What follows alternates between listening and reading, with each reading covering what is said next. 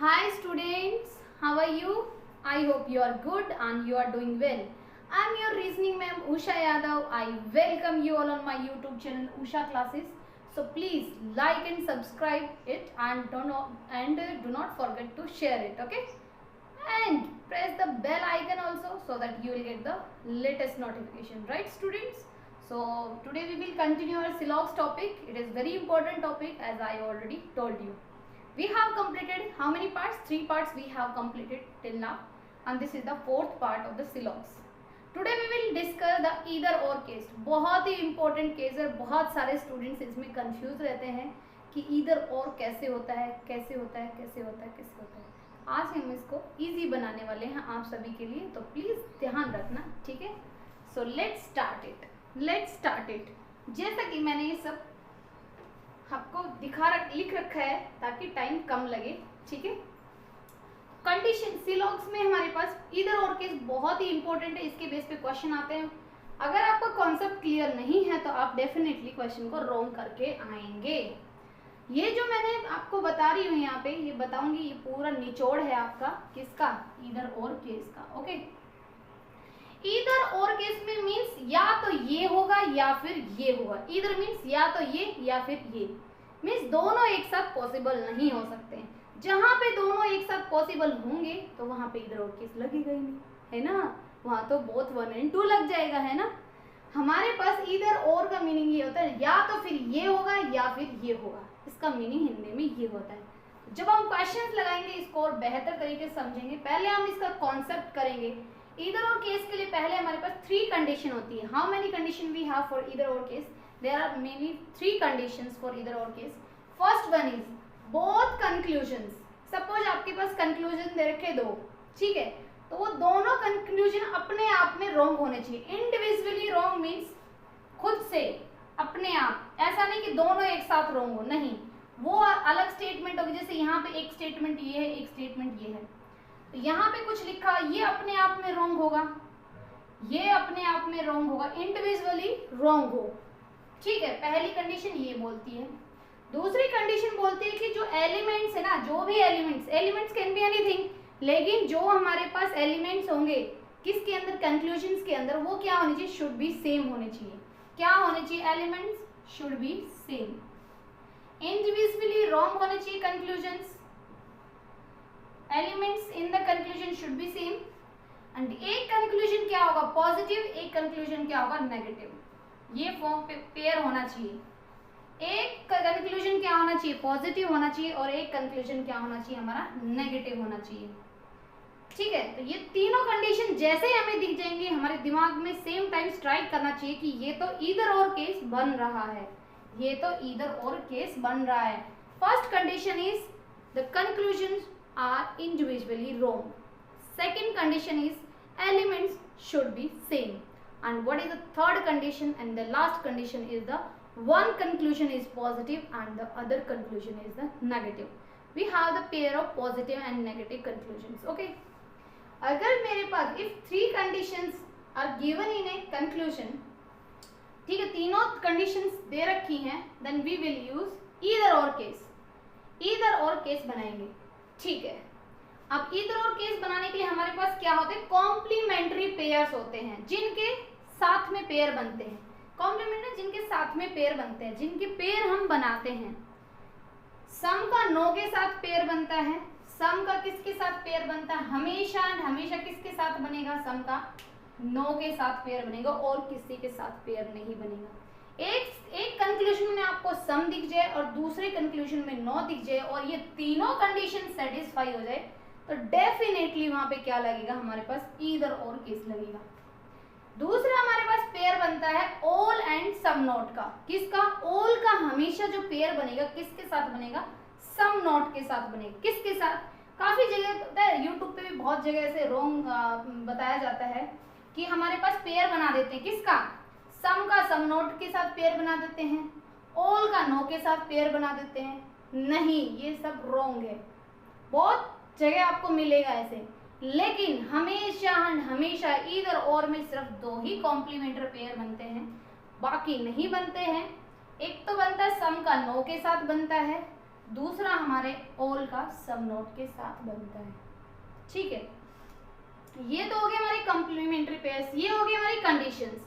अब हमारे पास पेयर्स बनाने के लिए हमें ये तो पता चल गया है कि ऑल का सम नोट के साथ बनेगा। एक कंक्लूजन में ऑल दिया हो, एक कंक्लूजन में सम नोट दिया हो, और ये तीनों कंडीशन सेटिस्फाई हो रही हो, तो हम क्या लगाएंगे वहां पे, ईदर और केस। लेकिन उससे पहले एक चीज याद रख लेना, उससे पहले पेयर्स बन जाएंगे, आपको पता चल गया सम एंड नो, इसका भी पता चल गया। लेकिन सम और नो तो भाई यूनिवर्सल है, ये बेचारा बड़ा न्यूट्रल है, इसको कोई फर्क नहीं पड़ता भाई एलिमेंट्स इधर से उधर हो जाए। पहले चाहे एलिमेंट्स पैरेलल में हो चाहे एलिमेंट्स क्रॉस में हो, इसको कोई फर्क नहीं पड़ता, ये हमारे बड़ा सीधा साधा है सम एंड नो का पेयर। लेकिन ऑल और सम नोट का है बड़ा थोड़ा टेढ़ा पेयर है, ये बोलता है भाई मैं तो पैरेलल में ही लगूंगा, मेरे पास एलिमेंट्स किस में होने चाहिए, पैरेलल में होने चाहिए, तभी मैं लगूंगा। अगर क्रॉस में होगे ना, तुमने झगड़ा किया तो मैं नहीं लगूंगा। ठीक है, ये बोलता है हमारे पास कौन, ऑल एंड सम नोट का पेयर। तो चलो अब मैं आपको ये बता देती हूँ what is the meaning of parallel and what is the meaning of the cross. ठीक है, पैरेलल का मीनिंग क्या होता है, जो मेरे पास सब्जेक्ट एंड ऑब्जेक्ट होता है वो क्या होता है, should be at same position. Subject and object should be at the same position. Let us take an example, ये आपके पास एक एग्जांपल दिया हुआ है। एग्जांपल क्या है, एग्जांपल ये है सम ए, ये क्या है मेरा सब्जेक्ट, बी क्या है मेरा ऑब्जेक्ट। यहाँ पे एक सम दिया है, एक नो दिया है। मैंने बताया कॉम्प्लीमेंट्री पेयर किसका बनता है, सम का एंड नो का बनता है। तो यहाँ पे ए क्या दिया, object sorry subject, and B क्या दिया है, ये तो सब्जेक्ट है आपका, ये आपका ऑब्जेक्ट है। अब नो वाले कंक्लूजन में देखो, ये मेरा सब्जेक्ट है भाई, सब्जेक्ट ए के नीचे ए है और बी के नीचे बी है, मीन्स ऑब्जेक्ट की जगह ऑब्जेक्ट है और सब्जेक्ट की जगह सब्जेक्ट है, दोनों ही कंक्लूजन में। इट मीन्स ये पैरेलल चल रहे हैं, पैरेलल चल रहे हैं। जब दो लाइंस ऐसे होती हैं उनको हम क्या बोलते हैं, पैरेलल बोलते हैं। और जब मेरे पास ऐसे लाइंस हो जाती है उसको क्या बोलते हैं, क्रॉस बोलते हैं कि नहीं बोलते, बोलते हैं। तो यहाँ पे ये क्या है, ये मेरे किस में है, पैरेलल में। किस में है, पैरेलल में। ठीक है, पैरेलल का केस है ये, पैरेलल का केस है कौन सा, ये वाला। ऊपर वाला क्या है, पैरेलल चल रहे हैं कि जब ए आया तो ए आया, बी आया तो बी आया। ये तो मेरा पैरेलल का केस हो गया, पैरेलल का केस हो गया। ये मेरे पास दूसरा केस है कि यहाँ पे सम और नो का पेयर तो है ही, सम और नो का पेयर तो है ही, लेकिन उसके लिए हमें क्या करना पड़ेगा, सब्जेक्ट और हमारे पास ऑब्जेक्ट को भी तो चेक करना पड़ेगा। यहाँ पे सब्जेक्ट क्या है ए, ऑब्जेक्ट क्या है बी। यहाँ पे सब्जेक्ट क्या बन गया, यहाँ पे सब्जेक्ट बन गया बी और ऑब्जेक्ट बन गया ए। इट मीन्स पोजीशंस इनकी चेंज हो गई है, पहले यहाँ पे ए था फिर बी हो गया, यहाँ पे बी था, अब यहाँ पे बी हो गया, यहाँ पे ए हो गया।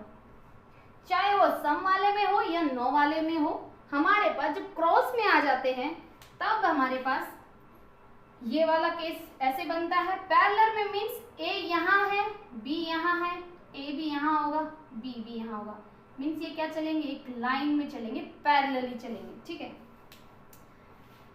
तो सम मैंने जैसे कि बताया, ये मेरे पास सब्जेक्ट और ऑब्जेक्ट चाहे पैरेलल में हो, ये पैरेलल में भी लगता है और ये क्रॉस में भी लगता है, क्योंकि ये बड़ा शरीफ है, तो इसको कोई फर्क नहीं पड़ता कि ये आपस में चेंज हो जाए, इसको कोई फर्क नहीं पड़ता। ये बोलता है कोई नहीं भाई, तुमको माफ किया, तुम चेंज हो जाओगे ना तब भी मुझे कोई फर्क नहीं पड़ता, मैं तो तुम्हें ये तो लगूंगा ही लगूंगा, मैं तो यहाँ पे ऐसे सॉरी, ठीक है, ये यहाँ पे लगूंगा ही लगूंगा, ऐसे बोल रहा है कौन, हमारा सम और नो का पेयर, सम और नो का पेयर, ये पैरेलल में ऐसे चल रहे हैं। ठीक है, चलो, लेकिन इसलिए मैंने यहाँ पे क्या किया, टिक कर दिया है कि ये दोनों में लगेगा, चाहे पैरेलल हो चाहे क्रॉस हो। अब आता है मेरे पास pair all and some not, ये थोड़ा दिक्कत करता है, थोड़ा बॉस टाइप है, ये बोलता है नहीं नहीं नहीं नहीं, मेरे लिए तो कंडीशन सारी सेटिस्फाई होनी चाहिए तभी मैं लगूंगा। चलो देख लेते हैं, ये बोलता है भाई मैं तो पैरेलल में लगूंगा, सिर्फ मैं क्रॉस में नहीं लगूंगा। जब मेरे पास एलिमेंट्स पैरेलल में होंगे ना, पैरेलल में कैसे होंगे भाई, सब्जेक्ट की जगह सब्जेक्ट हो, ऑब्जेक्ट की जगह ऑब्जेक्ट हो, तभी मैं लगूंगा। ये क्या है, पैरेलल का केस है, पैरेलल। ये बोलता है मैं तभी लगूंगा जब पैरेलल में एलिमेंट्स होंगे। क्रॉस में देखो बी यहाँ पे आ गया और ए यहाँ पे चला गया, और हमारे पास जैसे कि सम एंड नॉट का तो पेयर है ही, सम नॉट और ऑल का पेयर मैंने जैसे कि आपको बताया कॉम्प्लीमेंट्री पेयर है। यहाँ पे क्या है, ये क्रॉस में है, यहाँ पे क्या है, ये क्रॉस में है। क्रॉस में ये बोलता है मैं नहीं लगूंगा, क्रॉस में कभी भी नहीं लगता है, इसलिए मैंने यहाँ पे क्रॉस कर दिया है कि हमेशा ऑल एंड सम नॉट का जो केस लगेगा, अगर मेरे पास इस तरह पैरेलल में एलिमेंट्स दिए होंगे तभी लगेंगे। काफ़ी बार क्या होता है, ये लाइन बताई नहीं जाती है कि क्रॉस में नहीं लगता या पैरेलल में नहीं लगता, ये आपको बताया नहीं जाता है। सिंपल आपको इतना बता दिया जाता है कि ऑल एंड सम नॉट का पेयर होता है। अब आपके पास एग्जामिनर थोड़ा शातिर होता है, वो क्या करता है, वो इस तरह से क्रॉस में दे देता है एलिमेंट्स को। वो चेक करना चाहता है कि इसको कितनी डीप नॉलेज है, कितनी डीप नॉलेज है सिलॉक्स के इधर और केस की। तो वो क्या करता है, क्रॉस में एलिमेंट्स दे देता है। बच्चा तो खुश हो जाता है, भाई ऑल है, सम नॉट है, एलिमेंट्स भी सेम है, एक पॉजिटिव स्टेटमेंट एक नेगेटिव, वो इधर और केस लगा के यहाँ पे चला जाता है। वो बड़ा खुश होता रहता है कि मैंने एकदम सही कर दिया इधर और का। लेकिन उसको ये थोड़ी ना पता है कि भाई यहाँ पे तो एलिमेंट्स क्रॉस में दिए हुए हैं। भाई एलिमेंट्स क्या है, ए एंड बी है, ए की जगह बी आ गया और बी की जगह ए आ गया। एलिमेंट्स क्या है, क्रॉस में, तो यहाँ पे तो ऑल और सम नॉट का इधर और केस नहीं लग सकता है। ये चीज हमें ध्यान रखने वाली बहुत जरूरी है। सम एंड नो में कोई फर्क नहीं पड़ता, एलिमेंट चाहे पैरेलल में हो चाहे क्रॉस में हो, लेकिन ऑल एंड सम नॉट का इसको फर्क पड़ता है, इसलिए ये कभी भी क्रॉस में नहीं लगेगा। क्रॉस में मीन्स सब्जेक्ट और ऑब्जेक्ट अपनी पोजीशंस को चेंज कर लेते हैं। पैरेलल में क्या होता है, जो सब्जेक्ट और ऑब्जेक्ट की जो पोजीशन होती है ना वो सेम रहती है। ये जैसे कि मैंने यहाँ पे लिख भी दिया, अगर किसी को नहीं समझ में आए तो ठीक है। तो हमारा ये था ईदर और का कॉन्सेप्ट। ईदर और का कॉन्सेप्ट ये था, बड़ा ही बेहतरीन कॉन्सेप्ट है। ये अगर समझ में आ गया तो आप सारे ईदर और के केस लगा देंगे। मैं एक बार फिर से बता देती हूँ, इसमें 3 कंडीशंस होनी चाहिए, इंडिविजुअली रॉन्ग होना चाहिए, एलिमेंट शुड बी सेम होने चाहिए, एक पॉजिटिव कंक्लूजन होना चाहिए, एक नेगेटिव कंक्लूजन होना चाहिए। जैसे कि यहाँ पे सम वाला पॉजिटिव है, नो वाला नेगेटिव है। एलिमेंट्स ए एंड बी इसमें भी है, ए एंड बी इसमें भी है, ठीक है। कंडीशन क्या होगी, ये भी अपने आप में रॉन्ग होगा, ये भी अपने आप में रॉन्ग होगा। जब ये आपस में रॉन्ग हो जाएंगे अलग अलग, तब हमारे पास क्या लगेगा, ईदर और केस, ठीक है। ये तो मेरे पास एलिमेंट्स। अब मेरे इधर और केस में कॉम्प्लीमेंट्री पेयर किसके बनते हैं, सम का हमेशा नो के साथ बनता है, ऑल का हमेशा सम नॉट के साथ बनता है। बाकी ऑल का काफी बार नो के साथ भी पेयर बना के दे दिया जाता है और सिखाया भी जाता है। सम का सम नॉट के साथ सिखाया जाता है, रॉन्ग है भाई, ये सब रॉन्ग है। सिर्फ 2 ही कॉम्प्लीमेंट्री पेयर बनते हैं हमारे। अब पेयर्स हमारे पास पैरेलल में कौन सा लगेगा, क्रॉस में कौन सा लगेगा। पैरेलल में हमें क्रॉस में सम और नो का जो पेयर होता है इसको कोई फर्क नहीं पड़ता, ये हमेशा सब में लगेगा। ये क्या है भाई, यूनिवर्सल है, ये पैरेलल में भी लगेगा और क्रॉस में भी लगेगा। बस सिर्फ इसमें हमें ये नहीं देखना कहाँ पे है एलिमेंट्स और सब्जेक्ट ऑब्जेक्ट चेंज है या नहीं है, हमें सिर्फ इसमें ये देखना होता है सम है, नो है और तीनों कंडीशन सेटिस्फाई हो रही है, तो ईदर और सीधा लगा के चल देते हैं। लेकिन ऑल और सम नॉट वाला होता है ना, उसमें हमें थोड़ा सा ध्यान देने की जरूरत होती है। क्या ध्यान देने की जरूरत होती है कि हमारे पास जो एलिमेंट्स है ना वो पैरेलल होने चाहिए। एलिमेंट्स क्या होने चाहिए, पैरेलल ही होने चाहिए, ना कि क्रॉस। जैसे ही क्रॉस में आएंगे कि एलिमेंट्स चेंज हो जाएंगे पोजीशन, जैसे ऑल में क्या थे, all A are B, some B is not A, ठीक। तो यहाँ पे क्या होगी, हमारे पास पोजीशन चेंज हो गई है सब्जेक्ट की और ऑब्जेक्ट की, तो ये क्रॉस में होंगे। यहाँ पे कभी भी नहीं लगेगा ईदर और केस। तो ये हमारा कॉन्सेप्ट था। इसके बेस पे जो हम क्वेश्चंस लगाएंगे तो आप देखना इतनी फटाफट से क्वेश्चंस कर देंगे, आप बोलेंगे मैम ये तो बहुत ईजी है। तो स्टूडेंट्स इस कॉन्सेप्ट में हम इतना ही रखते हैं, आप पहले इस कॉन्सेप्ट को पढ़ना। जब कॉन्सेप्ट हम अच्छे से पढ़ लेंगे तो ईदर और केस तो हम इजीली लगा देंगे, ठीक है। तो चलो एक और चीज बता देती हूँ मैं आपको इस वीडियो में ही।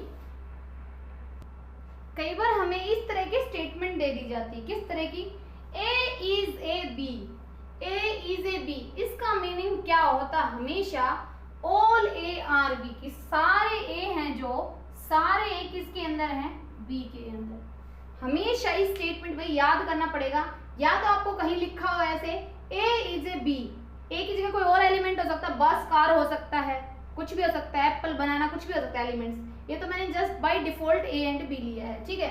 ए is a B, A is a B का मीनिंग होता है कि सारे A, all A are B. इसको मैंने यहाँ पे डिकोड करके लिख दिया है, ये मेरे पास, इसको मैंने डिकोड किया है, ये हमें समझ में आ जाता है, लेकिन ये हमें समझ में नहीं आ रहा है। या फिर आपको लिखा हो दो ओनली ए आर बी, कि जो ए है ना सिर्फ वही बी है, इट मीन्स सारे बी ए नहीं है लेकिन सारे ए बी हैं। सारे ए क्या है, बी है। इस लाइन का और इस लाइन का दोनों का सेम मीनिंग है, क्या है, all A are B, all A are B. तो ये लाइन भी हमें याद रखने वाली है। जैसे हमने सम के लिए क्या क्या पढ़ा था, एटलीस्ट हो, एटलीस्ट सम हो, फ्रीक्वेंटली हो, यूजुअली हो, जनरली हो, मोस्टली हो, फ्यू हो, इफ यू, इस तरह से वर्ड्स हमने कुछ की वर्ड्स पढ़े थे, उन सभी का मीनिंग क्या होता है, सम होता है। इसी तरह हमने नो के पढ़े थे और हमने ऑल के भी पढ़े थे।